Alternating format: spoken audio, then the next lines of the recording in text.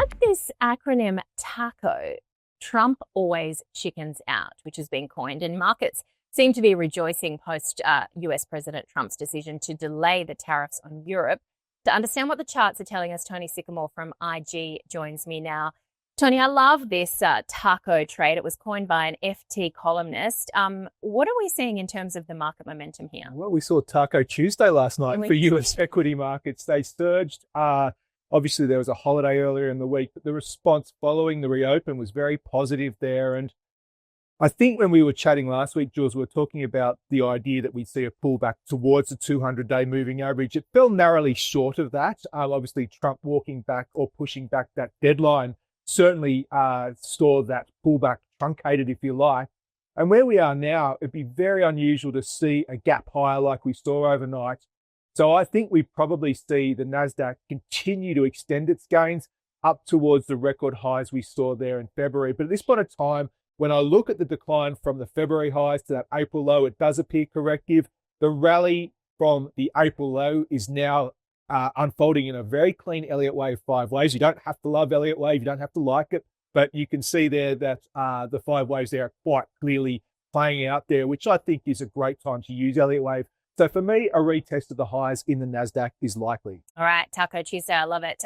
Let's move on to what we're seeing then on our market as well, because of course we're looking very closely at a number of earnings guidance and upgrades coming through. But there's been sort of this resistance level where that 200-day moving average is. Yeah, look, as an analyst, you don't like saying you were wrong. But at this point of time, I feel wrong because my view was that we would bounce from the April lows, but then we'd enter somewhat of a holding pattern throughout May and June. But that's in a typical year. Now, when I sit back and think about it, this year has been anything but a typical year. And that explains why we're now sort of sitting around 2.5% from the ASX 200's record highs there. So I think given the fact we have now entered that time of the month when we have these rebalancing flows, and also we find that there is generally some money being allocated into the market from local fund managers.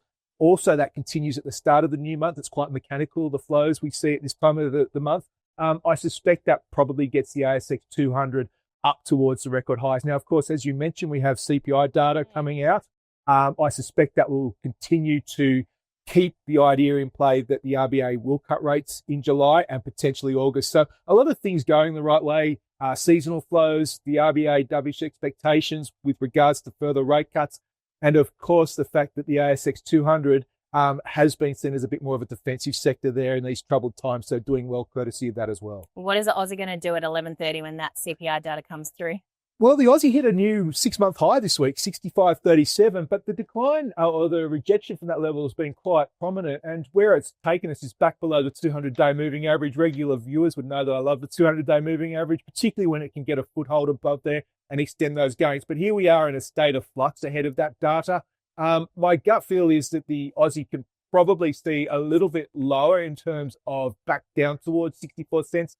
I need it to hold the lows we've seen over the past 6 weeks around that 63.50 area for us to stay with that bullish bias. Otherwise, I suspect that we may have a deeper decline back towards 62.50. All right, let's get into commodities then. Oil a little lower overnight, but when you're looking at gold as well and the momentum that we are seeing there, it's around 3,300.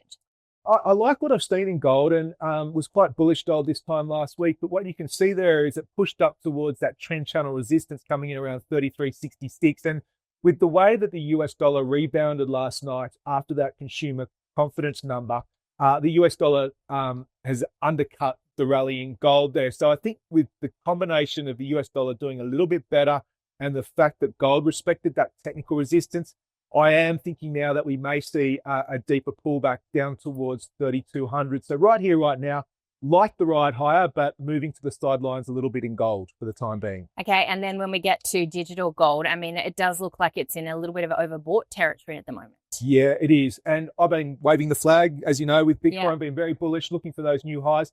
Not particularly impressed with the follow through, which I saw on that break of 109,356. In fact, it has been a tepid break higher. And as you mentioned, you can see the RSI at the bottom of the chart just nutting away at those overbought levels. And after the rally we've seen, it does suggest to me that the risks now are for a little clean out to the downside, a pullback, if you like, and then we make up our mind where we go from there.